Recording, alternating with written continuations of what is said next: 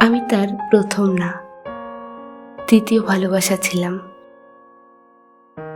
তার মুখে শুনেছিলাম সে তার প্রথম প্রেমিকাকে অনেক ভালোবেসেছিল, কিন্তু তার প্রেমিকা তাকে ভালোবাসেনি। সেদিন তার প্রাক্তনের প্রতি তার ভালোবাসা দেখে আমি তার প্রেমে পড়ে যাই।